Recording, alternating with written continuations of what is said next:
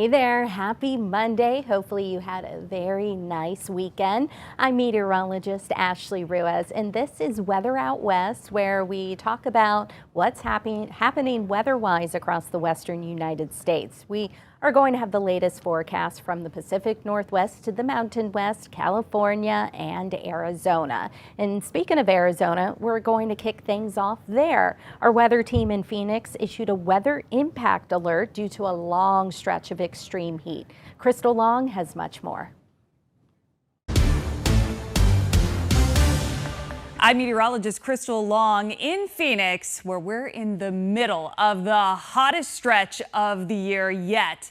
We're still looking at this extreme heat warning wailing today. It kicked in on Friday and it continues to carry on through the end of this work week. It covers a lot of ground here too. All of our lower desert locations are going to be towering on the thermometer here in the days ahead. So this extreme heat warning runs through end of day basically on Friday.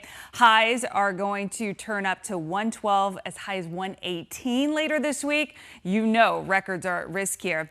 And then we have such a rude awakening with our low temperatures in the 90s.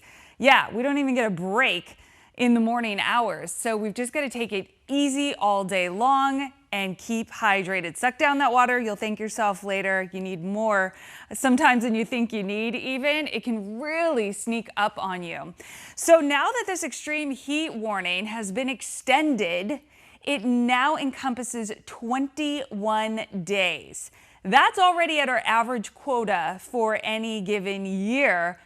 And you can see our count of warnings is up to 4, but these warnings have been going for long stretches. That's why we're adding up so many days here. We're also keeping tabs on our triple-digit tally. Without counting today, we've already locked in 73 triple-digit days this year. 47 we took to 105, 24 shot all the way up to 110, and 3 at 115 or hotter. And we're going to be adding to every single one of these counts this week.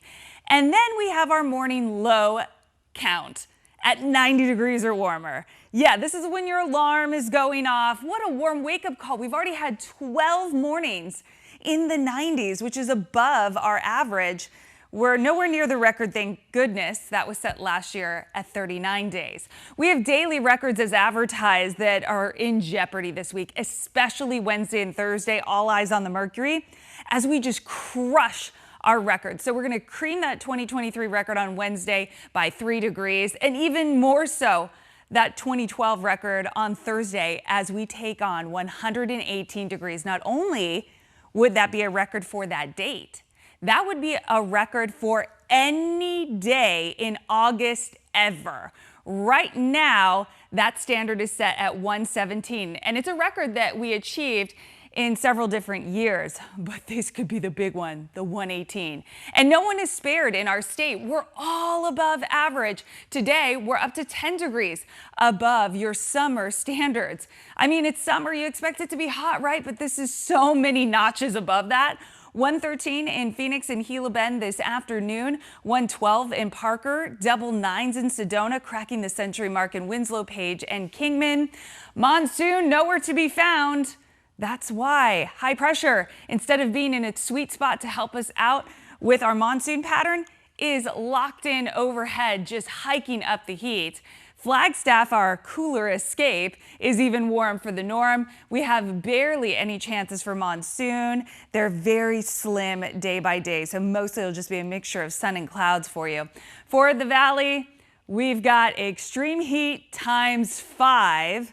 Remember, this kicked in last Friday, so this is just ongoing, and you can see the worst is still ahead with that 117 and 118 on Wednesday and Thursday. Even though we kind of cool our jets a little bit over the weekend, we're still talking temperatures that are north of 110.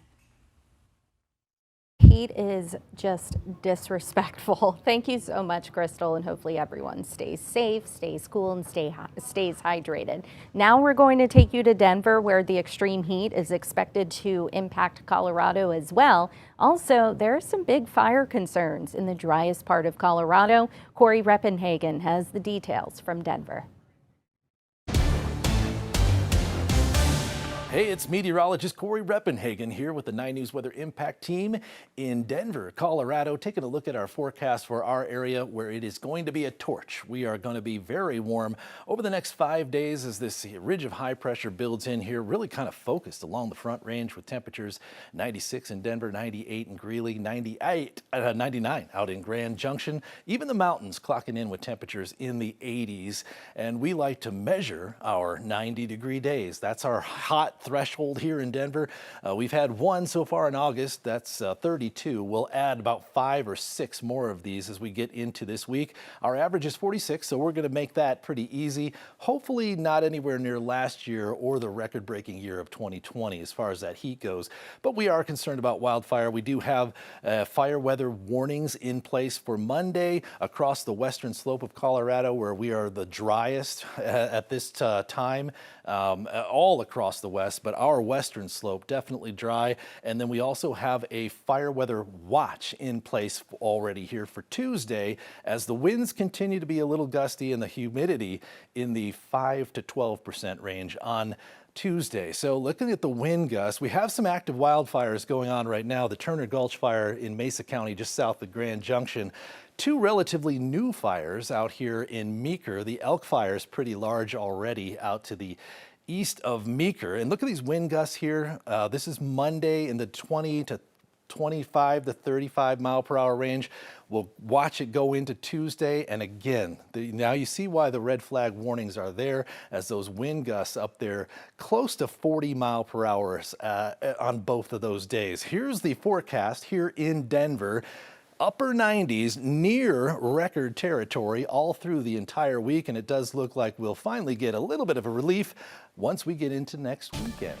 Today we start an unusual stretch of temperatures, very hot, highs in the upper 90s and very dry. No significant precipitation for the next 5 days through Friday. Certainly a different story on this date back in 1999, August 4th, 1999. That's when we had slow-moving storms dumping between about 2 and 3.5 inches of rain in about 3 hours around the Denver metro area, resulting in widespread flooding. Floodwaters reached up to 4 feet deep at a car dealership near the interchange of Highway 36 and I-25. Those floodwaters ruined about 45 cars and caused $500,000 in damage. That was just at the dealership. Damage across the metro area was extensive due to the heavy rainfall and due to the flooding. In fact, the flooding was so severe that authorities actually had to close parts of Highway 36 and I-25 near the interchange. The floodwaters were just too deep for cars to get through safely. Thanks so much, Keely. Coming up next, we are talking more heat, but this time in California. That heat is going to impact portions of California. Our meteorologist in Sacramento and San Diego will break down the forecast after a quick break.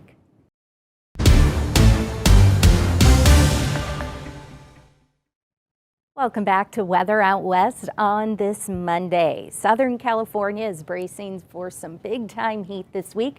The deserts and valleys are under an extreme heat warning. San Diego's Vanessa Paz has all the details. Well, happy Monday from San Diego, California. I'm CBS 8 meteorologist Vanessa Paz. This is what it looked like earlier from our Coronado Hotel del Skycam. If you've visited San Diego, you probably have been here. It's a very popular place for tourists, and it's also a great beach to check out in case you are visiting San Diego anytime soon. All right, well, we were below average for the month of July. I really meant it when I told viewers to soak in those below average temperatures, because as we kick off your first full week of August, things are going to switch gears. We're actually looking towards a warming trend, especially for interior parts of San Diego County. So here are the weather headlines as we get Monday going. We have a widespread warm up this week, a high heat risk, especially for the valleys towards the middle of the week. And we do have an extreme heat warning that will be impacting the deserts towards the second half of the week. And I'll talk about that in just a moment. So these are the areas highlighted in the magenta color. That's the area that will be under an extreme extreme heat warning, and it will be in effect from Wednesday to Friday. Again, that timeline could switch the closer we get to Wednesday. If it starts to feel a lot warmer starting Tuesday, the National Weather Service could easily extend it to begin Tuesday. But as of right now, it's only confined to the desert areas, and it will be impacting those areas all the way from Friday towards the end of the week. We are looking at dangerously hot conditions expected. So why is it all happening? We have a ridge of high pressure. It is sitting just to our southwest, or southeast rather. It's going to strengthen, intensifying over the next couple of days. It will increase offshore flow, meaning more of those winds are going to come from an easterly direction versus west, cutting off the marine layer, especially for the coastal areas, which usually acts as our natural air conditioner. So we'll have more of that offshore flow. That will be the pattern through most of the week, and then we'll have a ridge, or excuse me, that low start to transition a little more southward towards next week, and then we'll encounter a little bit of cooling by then. So here are high temperatures for Monday as we kick off the start of the work week. I'm forecasting mostly mid-70s for the coastal spots, but those warmer areas like Oceanside as well as downtown San Diego could get closer to 80 degrees. Meanwhile, for interior parts of the county, it's going to be very warm this afternoon, and this is just the start of that warming pattern. So today and tomorrow sort of act as our transition days into, again, that mini heat wave that we're expecting Wednesday, Thursday, and Friday. For the mountain areas, it's also going to be very warm. Upper in elevation you go. Julian as well as Alpine will top out close to 90 degrees later on this afternoon, and we'll hit a high close to 110 for Borrego Springs later on today. Tonight's going to be cool, especially for interior parts of the county, because we have less and less of those clouds. It will cool off rather quickly, especially for the inland valleys and the mountain areas where we'll shoot down to the 60s. All right, taking a look at tomorrow's highs. This is what I have on tap versus where we should be for this time of the year. So notice how we actually shoot a little closer to normal, if not anywhere between 1 to 5 degrees above average. As we take a quick look at your coastal 7-day forecast, here's where that warm up starts to take effect. Thursday all the way through Friday, but then we actually cool down a little bit in time for the weekend. But still 80s, low 80s is actually warm for the coast. Typically when we want to escape the 80s, we head west towards the beaches where we're typically used to seeing lots of 70s. This isn't the case. We're actually going to stay warm in the low 80s, especially for those warmer spots when it comes to the coastal areas this weekend. For the inland valleys, we'll shoot up to the mid 90s by the time we hit Thursday, dropping back down into the high 80s by the time we hit the weekend. And for the mountain and desert communities, this is what we're talking about, that extreme heat close to 115 by the time we get to Thursday for the desert spots, Borrego Springs and Ocotillo Wells. It's also going to be close to 100 degrees for areas like Julian as well as Palomar Mountain by the time we get to the latter part of the week. Just like Southern California and Northern California is also going to experience hotter temperatures later this week and potentially some drops in air quality. Here's Rob Karlmark from Sacramento with much more. Hello, I am ABC 10 meteorologist Rob Karlmark out here in Northern California, where the weather, honestly, this summer, it's been pretty good. So we're going to continue with this forecast, which is broken up into different regions. We have a million different microclimates, but the main ones are the coast, the valley areas, the foothills, which is mountains that are between 1,000 to about 5,000 feet, and then the higher points of the mountain range out to the east called the Sierra Nevada mountain range. And that place has been very busy lately with lots of showers and thunderstorms in the afternoon, but now that's trending dry. I have to go backward just for a second here, because when you look back at July in Northern California, it's been exceptionally cool. In fact, one of the coolest Julys ever on record for not only Sacramento, but for the Bay Area, San Francisco, a whole bunch of spots, just absolutely incredible with widespread 80s. 80s are so rare. The normal highs are in the low 90s, and quite often there's a ton of triple digits. We only had 100-degree plus day in the entire month of July. So it rarely looks like this. Not only has it been cooler, that's lowered the fire activity by quite a bit, and we're just seeing lots of really great air quality. Now, we've had a lot of fires. I think a lot of people don't know this. There's thousands of fires throughout the year in California, and sometimes they get away, they're uncontrolled, and then you see hundreds of thousands burned. So it's been fairly busy, especially recently for Southern California, the Central Coast. This is what we've seen in that area. So we've got Northern California, Central California, Central Coast is right here, and we had a fire break out. That's burn about 50,000 acres. So it's very busy in the Los Padres National Forest, producing a lot of smoke. And that's going to continue until it's out. There's just no big weather help as far as strong onshore winds or rain or anything like that. That's just not going to happen for months. So air quality in the area has been really good lately. One thing that we suffer from quite often in the middle of summer is that because of the nature of the topography, the coastal range, the valley, we call this the Central Valley, but it's split up into the Sacramento Valley related to the Sacramento River, and then the San Joaquin Valley related to the San Joaquin River and all the rivers that move into it. So San Joaquin flows north, the Sacramento flows south.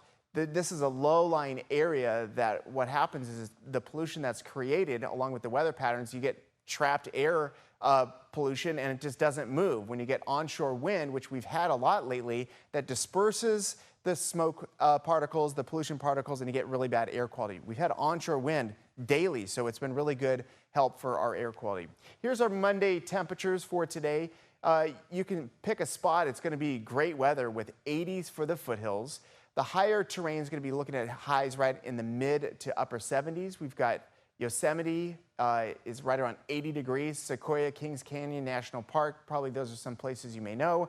It's going to be great. Now, along the immediate coast, because the ocean water is in the 50s, we're looking at some cooler weather in those spots. That's the green because you're just so close to the ocean and the wind's blowing toward land there. Then you start to get away from the ocean. You're looking at 70s and then also some 90s as well. Far northern California, huge number of microclimates, 60s along the coast and kind of gray and foggy. And then once you get inland, it's all about the 90s. So some really good quality early August temperatures with highs near 90 degrees, which is technically below average. The mountains are going to be experiencing a warm up into the 80s. The foothills are going to go to the low 90s. The coastline is going to remain relatively cool with not a whole lot of changes except maybe some 70s. For the valley spots, we're looking at a great 7-day forecast because there's only one warming trend getting us close to 100 degrees, which is above average but far from the records, then cooling just in time for the weekend, and that extends well into next week. Coming up after the break, our weather teams in Boise, Idaho and Spokane, Washington are tracking rain chances and some cooler temperatures.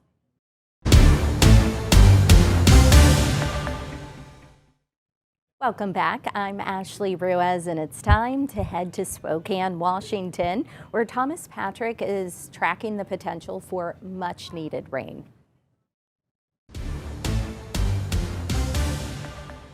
I'm meteorologist Thomas Patrick in Spokane, Washington. As we kick off our first full week of August, our temperatures will be a little bit lower this week, especially compared to this past week when we were well into the 90s most days. A bit more of a comfortable heat out there, especially with still a decent amount of sunshine to warm us up nicely, but not to the point where the ACs are going to have to blast during the afternoon hours. So a lot more comfortable for this week of August here as we track just a couple chances for both mountain showers and thunderstorms today and a better chance later on in the week, but not a whole lot of rain still in the forecast here. But our temperatures just scale back to just 81 degrees, which is slightly below average, but 81 is still very much pleasant and comfortable outside. The only thing is that we haven't had a whole lot of rain, obviously nothing yet this month, but looking at the previous 2 months, the summer to date, we've only gotten 0.2 of an inch in Spokane officially with the rain gauge out at the airport. This is actually the driest it's been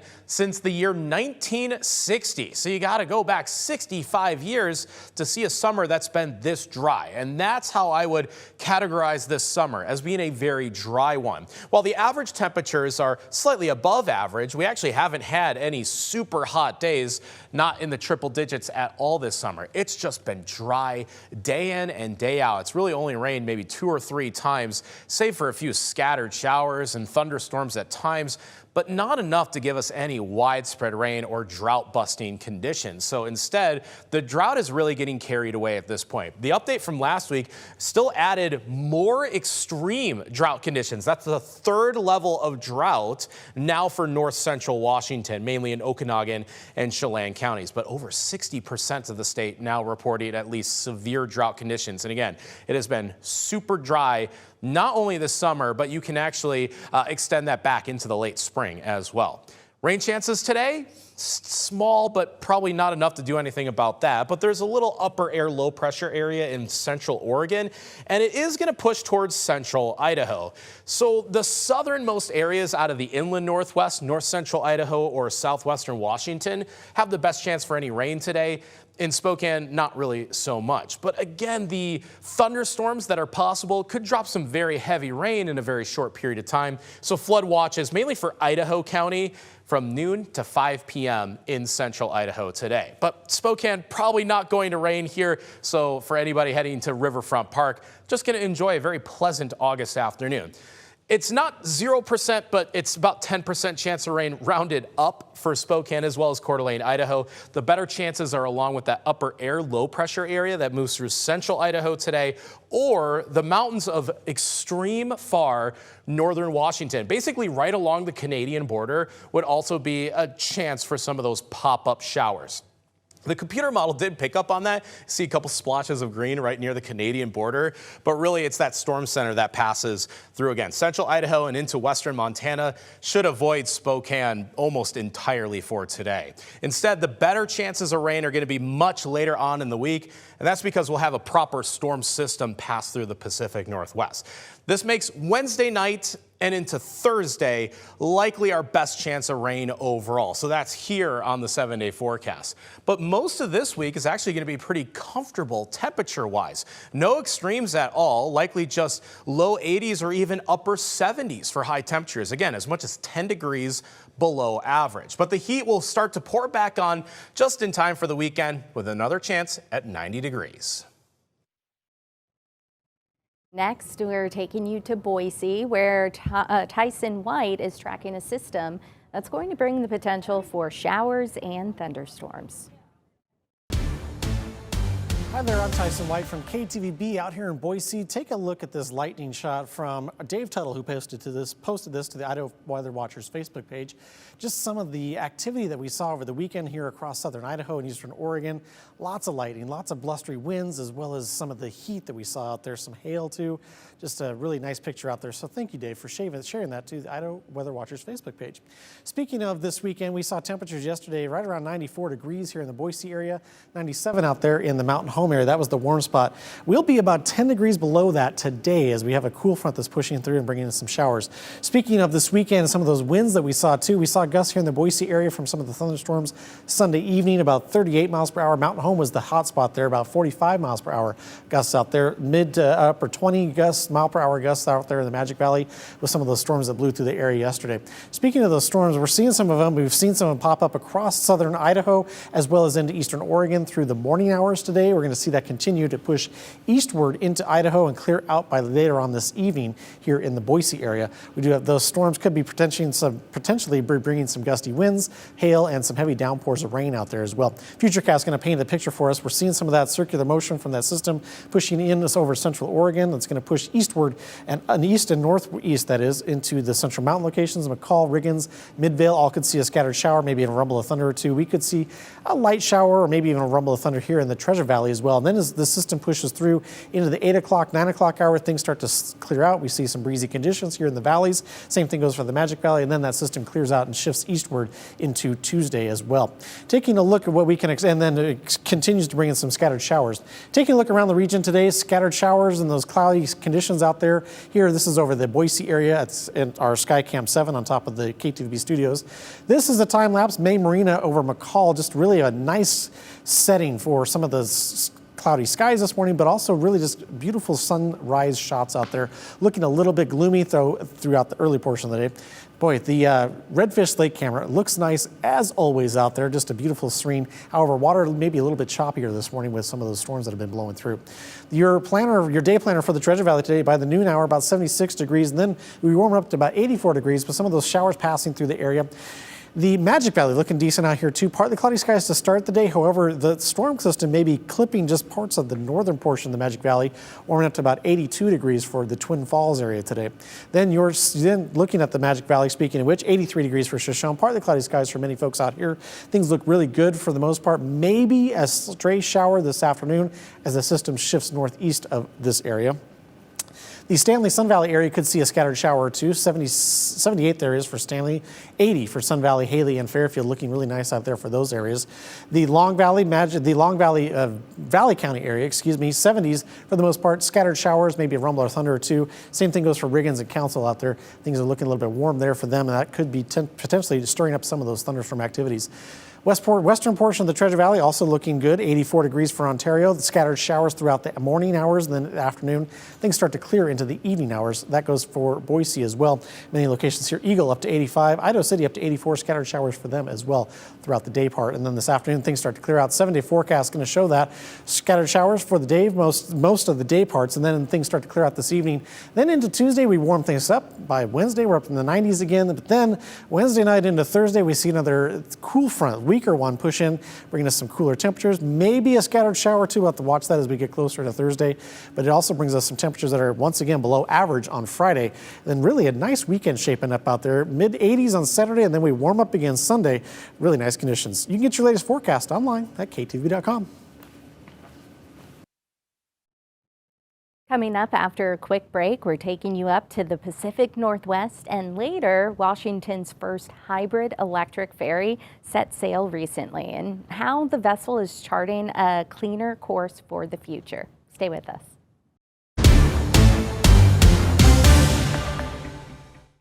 The Pacific Northwest continues to battle drought conditions this summer, which you've heard from our meteorologist. Thankfully, rain chances have returned to the forecast, including in Seattle, Washington.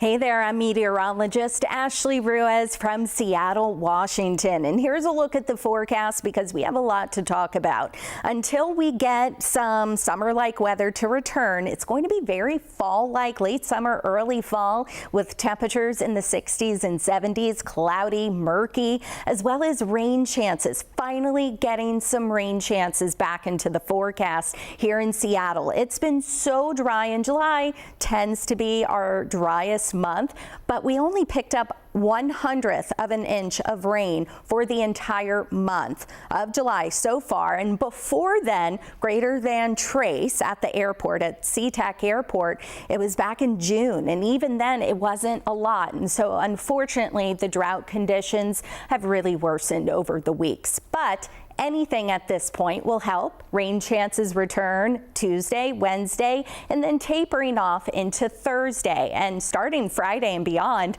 we're looking at a warmer than normal weather pattern and dry conditions into the middle half of August. But through Wednesday night, at least, this is going to be very beneficial rain. Even if it doesn't shatter any drought conditions, anything at this point will help. Estimated rain totals, we'll have to see where the heaviest rain sets up, anywhere from 1/10 of an inch, maybe up to 1/2 of an inch. But all in all, the highest rain totals will be closer to the coast and up into the Cascade Mountains and the foothills. Here's a look at the 7-day forecast for Seattle and surrounding areas. Our average high this time of year, 79. So we're going to be below that. Into Wednesday, we'll kick things off with rain, tapering to showers, going to be on the cool side. But then over the weekend, ridging takes hold of our weather pattern once again, and we're going to heat up, dry out, and we'll have bright skies once again. So looking ahead to the weekend, looking quite nice. A look at the big picture right now. We have all those clouds in place, a disturbance moving through the region, but our front that's going to bring us the rain chance is still well offshore. A look around Washington as of about 9 a.m. this morning. We have high clouds atop Hurricane Ridge. We have some sun peeking through near the coast. I wanted to take you to Paradise because free entry to national parks, our beautiful national parks here in Washington and across the country. You can see Paradise at Mount Rainier not looking so bright, but a lot of people already at the national parks and at the entryways as well. Paradise over 4,000 or 5,000 feet, 5,400 feet, a high of only about 55, but clearing skies into Hurricane Ridge. Once again, you see some wildfire smoke, maybe some low clouds off in the distance, and mostly sunny to partly sunny skies, about 58. Now here in the lowlands, Queen Anne looking toward downtown Seattle, Elliott Bay. You can see the Space Needle, always a good sign, but we are going to have a good amount of clouds, at least for the morning into the afternoon. We could have some sun breaks in the mix. Highs in the 60s and 70s, air quality about moderate for the greater Seattle metro. Overnight lows will be in the 50s for most, and then we'll warm up potentially into the 70s, especially in the afternoon when we have that chance for sun breaks tomorrow before showers arrive. Before that happens, before the front begins to move in, we'll have highs in the 60s and 70s. In terms of timing of the showers Tuesday, most of the coast will get some hit or miss showers, but then we'll get a wave of showers moving in Tuesday evening or Tuesday night and then into the area Wednesday morning for some of the busiest commuting from Seattle to Tacoma and just in the surrounding areas. Then we'll get this batch of rain moving to the east toward the Cascade Mountains, and then it's going to break apart, leading to hit or miss showers, maybe even a rumble of thunder or a thunderstorm over northern Washington and then the northern Cascades. But once again, beneficial rain, and then we dry out just in time for the weekend with highs in the 80s. And just like that, I'm back. Okay, let's head down I-5 to Portland, Oregon. Rod Hill has the details on their rain chances for Oregon and the summer heat returning to the area. On a Monday from the beautiful Rose City, I'm meteorologist Rod Hill. We have comfortable weather, just kind of stuck, and I think for a lot of us that's okay, meaning high temperatures here in Portland only in the 70s. It was 74 yesterday. We'll be in the mid-70s today. About the same tomorrow. About the same on Wednesday. Wow, take advantage of getting some work done. I thought I'd go back and look at where our summer has been so far.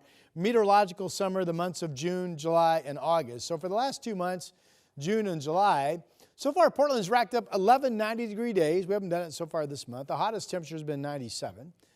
The mean temperature average over June and July was just shy of a full 1.5 degrees above normal. Now the outlooks have been above normal and we have equaled those outlooks, but you know that's within a degree of normal. It's nothing to write home about, and we've still not had more than back-to-back 2 in a row 90-degree days, and actually rainfall 2.26. Most of that was in June, but we had 33 100ths in July. We're actually above normal. How about that? 12 100ths of an inch. Now keep in mind, a dry summer for Portland isn't that much different than a wet summer. We just don't get that much rain. We just don't. But certainly pleasant so far, and I've bumped into a number of people that have been talking about it, the fact that this has not been a runaway hot summer so far. Now we still got to get through this month of August. We still got to get through at least the first half of September. So we'll see. Again, this morning we've been tracking thunderstorms over the eastern portion of our state. Some pretty good lightning strikes have been popping around Burns and working up toward our Blue Mountains. From the National Weather Service, it's far eastern Oregon under the gun for the ongoing thunderstorm threat this afternoon. Futurecast at 2 o'clock this afternoon. So the Blue Mountains on I-84 lay between Pendleton and LeGrand. So there's the east flank of those mountains showing a thunderstorm at 2 o'clock. The rest of our state, not only sunny, but generally looking for increasing sun. The clouds might be stubborn up around Astoria and up into Long Beach. Tomorrow, we think we're all dry and generally kind of partly cloudy. And as I mentioned, comfortably in the 70s. Now, could this really happen? There's a weak wave of moisture coming in Tuesday overnight into Wednesday, and weather models love us getting at least some rain. Now, statistically, this first week of August, the driest part of our entire year. So most rain chances that we show you as forecasters this time of the year simply fall apart and don't come true. Or if we get some rain, it's just a little dab. So we'll see if we can pick up some measurable rainfall or not.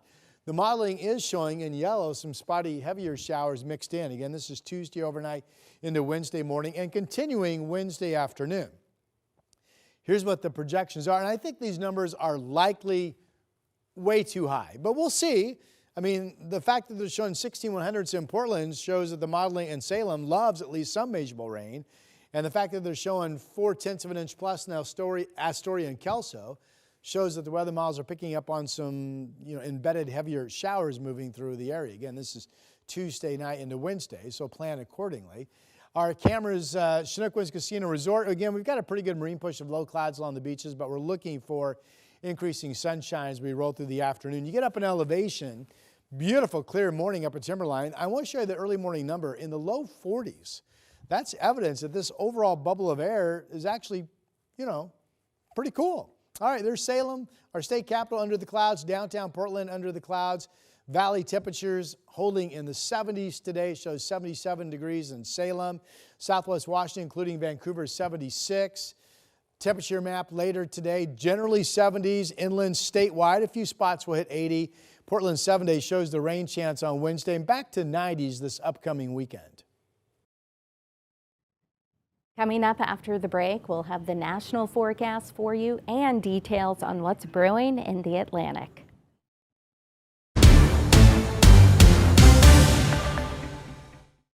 Welcome back to Weather Out West. Our Julie Martin is tracking more heat, surprise, surprise, severe thunderstorms and tropical storm Dexter in the Atlantic.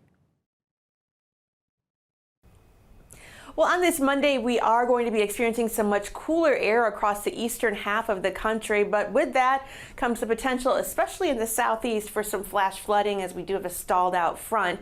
Also keeping an eye on the tropics as things start to get a little busier as we head into August. Taking a look at those forecast highs for Monday, you'll notice east of the Mississippi, much cooler air in place, especially in the deep south. Huntsville topping out in the high 70s today. Atlanta, you'll be in the mid 70s.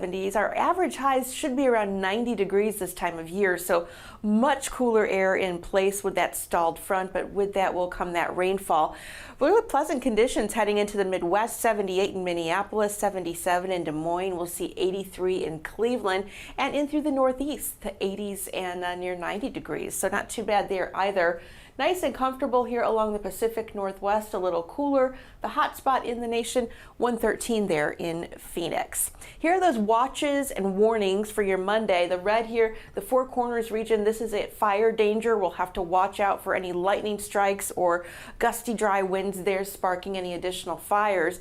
And then heading into the southeast, looking at a flood threat for most of Georgia into Alabama.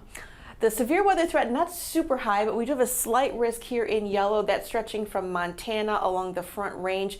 Hail, damaging winds, those would be your primary threats, but would be more isolated in nature. All right, I mentioned the tropics, and here we go. We do have Tropical Storm Dexter spinning out in the Atlantic right now. The good news with Dexter is it will, in fact, move away from land, will not pose any threats to land. It's north of Bermuda, and over the next couple of days, it's expected to become post-tropical or weaken.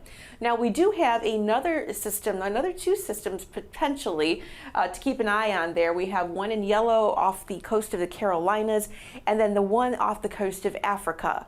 Both of those have at least a chance of some development over the next week or so. So we'll keep an eye on that as we head into August. Things do tend to get a little bit busier in terms of the tropical activity. Here are your forecast highs for the day, and it looks like Seattle, San Diego will stay in the 70s. Again, the hotspot Phoenix with the triple digits. Everyone else looking fairly comfortable, though, across the country, especially east of the Mississippi. We still have much more coming up after the break, including Washington State's first hybrid electric ferry is now operating for riders. When we come back in just a few minutes, we'll take you on a behind-the-scenes look at the conversion process. Well, I'm very proud to be here standing on the first hybrid elected vessel in Washington State's ferry fleet. And the good news is it certainly won't be the last. The vessel is the largest hybrid electric ferry in the U.S. Say that 4 times fast. Seattle's King 5 was the first media outlet to get access to the Wenatchee as it was undergoing sea trials. Now, this conversion is part of a much larger mission to electrify the fleet. King 5 producer Taylor Pomasol shows us how the vessel is making waves for Environment Northwest. It's one of the most iconic things outside of the Space Needle for this area. They represent a destination. For years to come, people will point to this and they'll be like, yeah, I got to work on the Wenatchee. The Wenatchee is making history in Puget Sound. The Washington State Ferry is now running on hybrid electric power.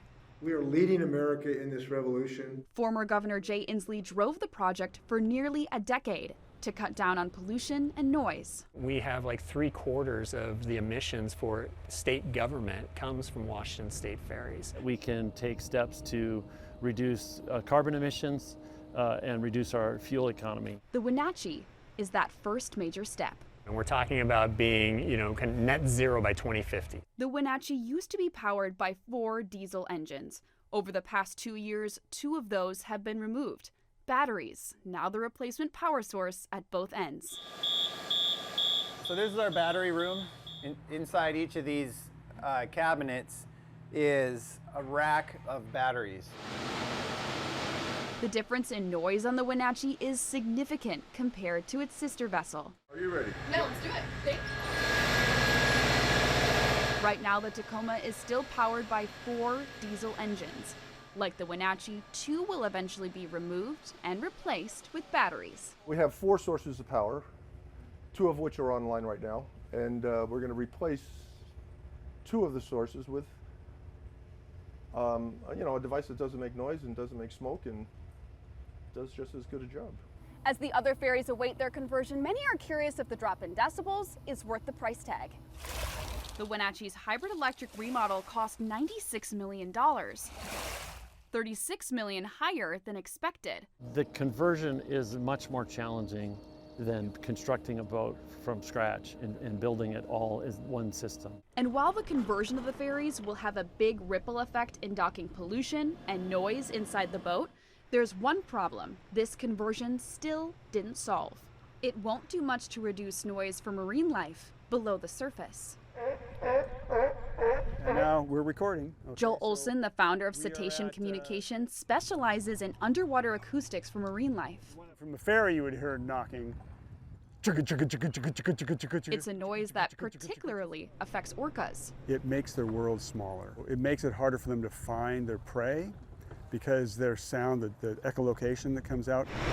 It's actually coming from the vessel's propellers. When we're having our new hybrid class of vessels come out, we are looking at the propeller systems for those. Since that's a new vessel, we have a little bit more ability to design on those ones. Still, the Wenatchee symbolizes the ferry system's first ripple of progress to make a greener world. If we use a lot less diesel and we provide a more reliable and enjoyable ride, I think that's a success. It's going to mean a difference for, the waters we call home here. The first step as the Washington State ferry system follows in the wake of the Wenatchee. For Environment Northwest, I'm Taylor Pomisel.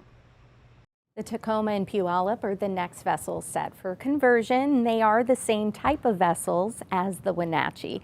But Washington State Governor Bob Ferguson paused those projects until at least after the World Cup in 2026. The goal is to have as many vessels available as possible when one of the biggest events in the world comes here to the Emerald City.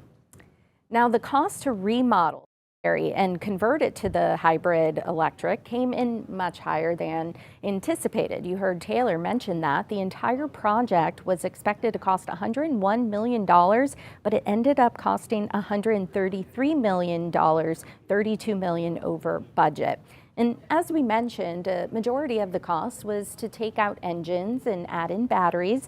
That cost $96 million. The state ferries tells King 5 the additional costs were for cosmetic changes like upgrades to technology, the propulsion system, and seats. The biggest source of funding came from the Puget Sound construction account. That's money set aside for the Department of Transportation for things like improving the wonderful ferry system.